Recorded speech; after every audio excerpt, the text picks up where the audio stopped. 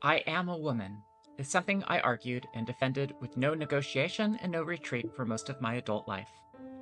A self-made woman, of course, which meant that my womanhood was not happenstance but intention. The estrogen, the surgery, the assimilation into the world properly she'd and heard, without the need for pronoun badges or verbal badgering. Even as my views about gender identity ideology were evolving, I would have defended my position as someone who, despite my sex, was for all intents and purposes socially female. Well, I was wrong. But can you blame me for being stubborn? As a child, I prayed that I would wake up female. As a teenager, my singular focus was cross-sex medicalization. By the age of 18, I was living as a woman. By the age of 19, I had accomplished sex reassignment surgery. For the entirety of my adult life, I have been dodging masculinity.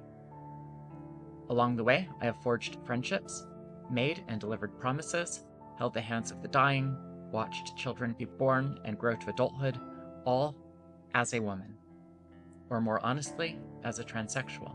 Or even more honestly, as a man whose commitment to impersonating a woman is so thorough and sincere that I tried every avenue possible to climb the last step from copying to doing, and found the staircase had run out of stairs. Corinna is the last 30-plus years of my life. The days I lived have meaning both to me and to the people I've loved, and who have loved me. It is the same for anyone who transitions with the goal of becoming something else. Those of us who embark upon the doomed attempt to become the other sex are lifelong members of a fraternity. We have each had a dream about becoming something different. A few of us have awoken, but we have not forgotten the feelings of joy and relief, believing we have escaped our fates. A friend who is still inside the dream asked me recently why I don't write more positively of the trans experience. Where is your trans joy? Where is your loyalty to your siblings? My answer offers no reassurance. I have no trans joy. My loyalty is pure, but it manifests differently from obedience to the cause of trans rights. I don't have a man self or a woman self. I don't have a trans self. I am myself. I am integrated. My joy is joie de vivre. My joy is being me. I have not abandoned the sleepers. I am just following my path. It is impossible that the path I'm on is mine alone, but I believe you might walk this way too. I will try to blaze a trail if I can. Lately, I've been attracting more people into my orbit who have had the same epiphany that I've had. You're destined to one day lose everything, and so you don't truly have it now anyway. Everything is temporary, especially your life. Does this sound frightening? It ought to be for anyone who values their attachments more than they value anything else.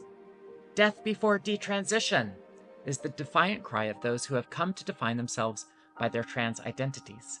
And my reply is yes, you will need to lose a part of yourself to keep going forward. A pillar of identity has supported so many different aspects of you, the person, that you have neglected to strengthen the other pillars. Your trans friends, your affirming family members, the official state recognition of your chosen name and your gender identity markers. Let's be honest now. Your arrested growth into adulthood, your prolonged adolescence, all of this has rested on the pillar of trans identification. You are stunted. I am also. We are not alone. Death, then? Yes, inevitably. My father, 83, lying in a nursing home, delirious and frail, the result of organ failure from an unnecessary prescription medication. My grandmother, 78, in intensive care for a week, kept alive by a respirator until it fell upon me to carry out her wishes of not being on life support indefinitely. Death of myself, one far-off day, painlessly and swiftly, if I'm so lucky. But nearer, symbolic death. We've done it before, haven't we? Isn't that what the kids mean when they bury their dead names? We have symbolically slayed ourselves as part of an act of transcendence. Didn't we have the courage to completely remake ourselves? And did this not make us unto tiny gods? Hence our egos, huge, towering, confident, and my oh my, so powerful, flawless, immortal. But you aren't a god. I'm not a god. Which is not to say we aren't miracles. We are. How cosmically odd that we have eyes to see, and that we have imagination and cognition. What an opportunity.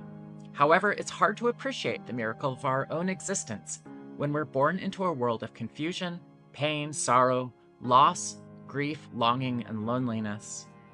Identifying as trans is a rational reaction when the emptiness that gnaws at us is inseparable from the material fact of our own bodies. What can I tell my son to stop him from transitioning? Almost nothing, as your words cannot fill the void. Transitioning cannot either, but the parade of influencers have convinced him that there's salvation in becoming this thing. A promise of a meaningful life. Empty, as he'll learn one day. You are grieving, but I'll callously remind you that your children are one more thing you must lose eventually. Your trans-affirming school club, your trans wardrobe, your trans social media network, your favorite trans celebrities, your flag, your plushie, your TikTok videos, chock full of exuberant trans joy. Or better yet, i.e. more likes, your tearful TikTok tantrum detailing the most recent blow to your self-image. Why did another waitress call you she? Could she not see the fuzz you've got above your lips? You have no breasts. And yes, there are plenty of men who are only 5'6". How could she not see you're just one more? The pillar leans. The body is scarred, but the identity is bleeding.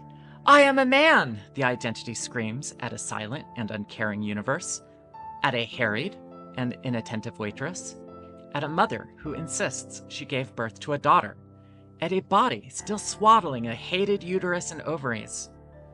The identity twists. It's racked with pain, doubt, exhaustion. Without trans affirmation, the ego may shrivel and die, becoming fertilizer for the thing to replace it. Death before detransition.